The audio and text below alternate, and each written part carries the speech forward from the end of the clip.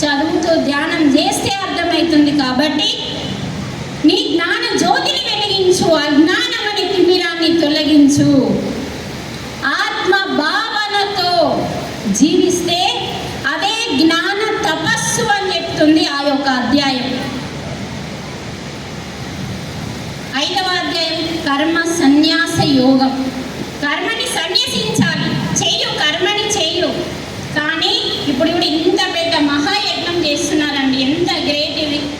కానీ మేము చేస్తున్నామని అసలు ఆ లక్ష్మీ మేడంకి వెనకాల త్రిమూర్తులు ఉన్నారండి. ఆ త్రిమూర్తులు ఎవరో మనందరికీ తెలుసు. ఆ త్రిమూర్తులు ఉండి చక్కగా నడిపిస్తున్నారు. మరి అలాంటి ఈ కర్మని వాళ్ళు సన్యసిస్తున్నారు.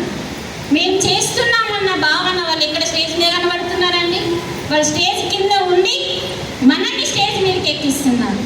వాళ్ళు కర్మ చేస్తున్నారు, అసలైన కర్మ ఇదే. ఈ కర్మని చేస్తూ వాళ్ళు సన్యసించడానికి స్టేజ్ కింద ఉండి మనల్ని స్టేజ్ మీదకి ఎక్కిస్తున్నారు. అది కర్మ సన్యాస యోగం. అంటే గోచరమైన దానిని వదిలి అగమ్య గోచరమైతిని, సాక్షి చైతన్యమే నేనని తెలిపితివమ్మ ఓ మాత, గీతామాత.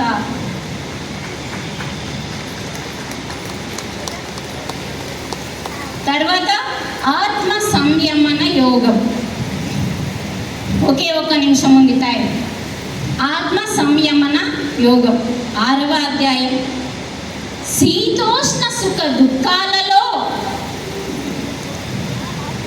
శాంతి ఆనందంతో శాంతితో ఉండు. శీతోష్ణ అంటే నీకు వచ్చే సుఖము ఏదైతే ఉందో, దుఃఖం ఏదైతే ఉందో, ఓ జీవుడా నువ్వు ఈ రెండింటిలో శాంతితో ఆనందం అనే భావనతో ఉండడమే పరమాత్ముని తత్వం అవుతుంది. అంటే సుఖం వచ్చిందని సంతోషపడడం, దుఃఖం వచ్చిందని ఏడవడం ఇది భగవంతునికి సంబంధించింది కాదు, పరమాత్మ తత్వం అసలే కాదు. ఈ రెండింటిని సమానంగా తీసుకో, ఆ స్థితికి రా, ధ్యానం చెయ్యు, యోగంలోకి రా. అప్పుడు ఈ రెండును సమానంగా తీసుకున్నప్పుడు పరమాత్మ తత్వమే ఇదే అని తెలిపింది గీతామాత. లాస్ట్ ఒకటి 7వ అధ్యాయం.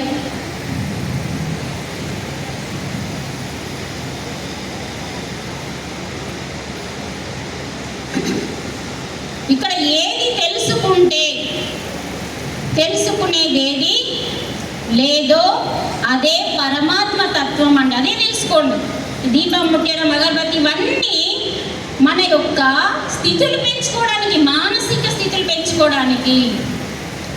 ఏదైతే తెలుసుకుంటే ఇంకా తెలుసుకునేది ఏది లేదో అదే ఆత్మతత్వము, పరమాత్మ తత్వము అని ఆ గీతామాత తెలిపింది.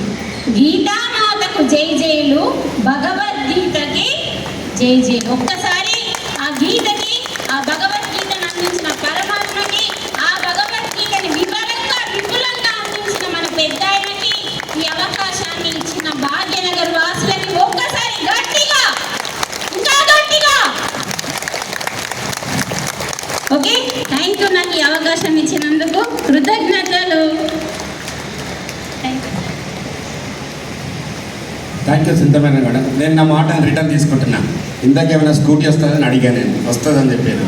వాళ్ళు ఆయన రాకముందే ఇంటికి వస్తుందని చెప్పాను. కానీ 2 గంటల వరకు తిరుగుతాను రైలు.